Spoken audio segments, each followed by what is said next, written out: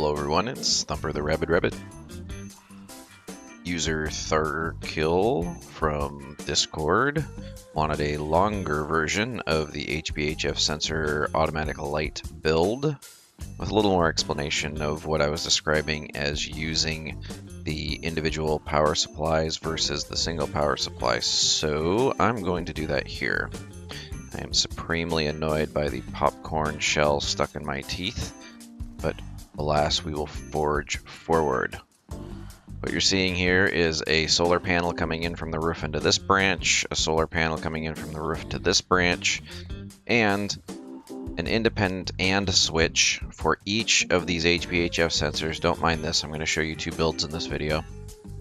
And an OR switch in the middle to choose which of these triggered power supplies are used to power my light. I'm using the red beacon light as the example for the output here, but you'll see there's going to be plenty of power coming out here to run other lights. So this is what I meant by being able to select the power supplies if, and only if, you are bringing in individual power sources. So there's a whole solar panel coming in here, 20 units of power, same with the other one.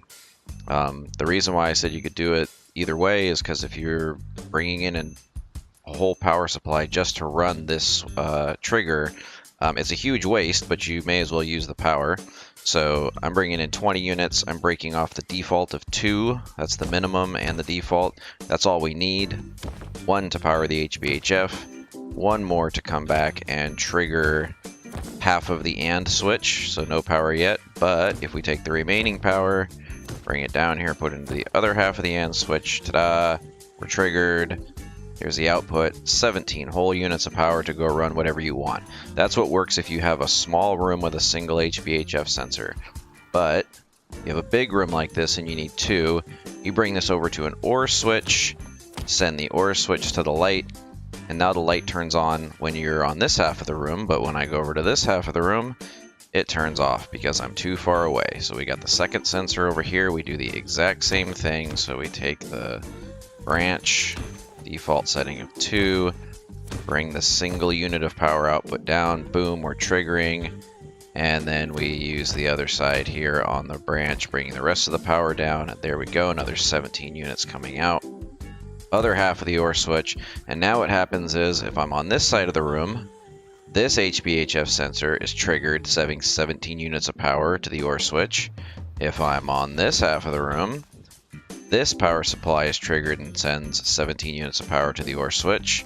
And if I'm in the middle, it gets 2 inputs of 17 units of power, which is redundant and inefficient, but you still get your 16 left over to run however many lights you can run with that 16 units. This requires a solar panel on both sides, a branch on both sides, an AND switch on both sides, an HBHF sensor on both sides, and then 1 OR switch in between to make the decision. This works great for a room of this size. If it were bigger, you'd have to have another OR switch and another set of sensors and a power supply. Again, this is super inefficient and impractical because most of you probably already have some power circuit coming into your base, probably going through a large battery with a little UPS setup and blah, blah, blah, blah, blah. So let me demonstrate that here a little more practically. Whoops, let's go up and gotta hook up a little power here first. So let's pretend this is your master power coming into your base. Maybe you've already got battery backup. Maybe you're using other things on it because you got a whole power circuit in your base already. Why would you set up more power supplies just for those triggers? Well, you wouldn't. That'd be dumb, right? So here we're just going to take this power supply and pretend it's hundreds, thousands, whatever units of power you're bringing into your damn base. Okay. Now you can do this whole thing off of a single power source, but it does require a couple more branches because you need to split off power. And this is like you saw in the other demo, an OR switch with an AND switch for the output. We take this branch to this branch out to this branch input, and we set each of these to 5. I'll show you why, but each of these are set to 5 units. And this one has to put out 12 because they need 5, 5, and 1 for themselves, so it's total of 6. So total of 12 units branched off. We take the remaining power, bring it down to this AND switch. This is now our master power that's going to run our lights. So when this is triggered, we're going to be putting out What is that? 20 minus 1, 19 minus 12. We're going to have 7 left over to run lights. So not as much left over, but if you're only running a couple of lights, like I've only got 1 hooked up here, but it would be enough to run 3. Now we need to go branch the power out to these other circuits for the actual triggering. So I'm going to take this branch out over to here. Take this branch out. Oh, missed it. Hooked up the wrong one. Output to here. Branch out over to here.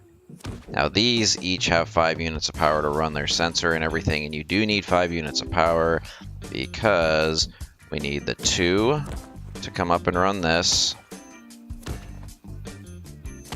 That triggers 1/2 of the AND switch. It needs 1 for itself, that's 3, and it needs 2 units of power left over for the other half of the AND switch.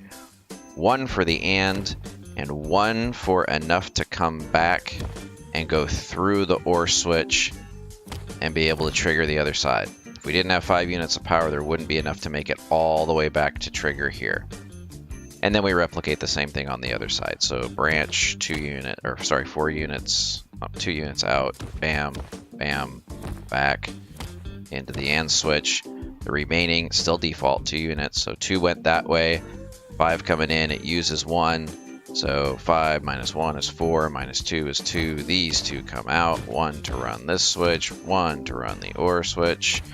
There you go, enough to trigger from either side. I can go to this side of the room.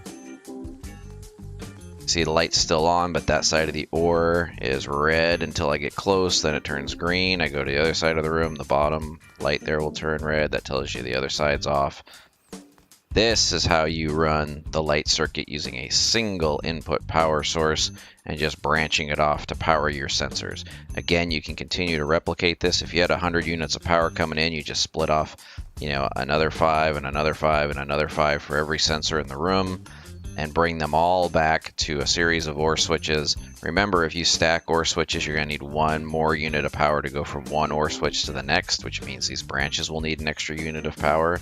But you can stack more than 2 of these if you have a really big room. So there you go. Quick, fast, dirty, but with all the wiring as you requested. So I hope when you slow it down to get a better view that my slow voice sounds freaking awesome. Or maybe not at all. So that's for our friend Thorkill from Discord. Hope that answers your question. 2 different ways of doing this, one with dual power supplies, one with a single power supply and a few more components, both accomplishing the same goal of covering the entire room with motion sense coverage to turn on a light or a series of lights or other devices within the room. Good luck and don't suck.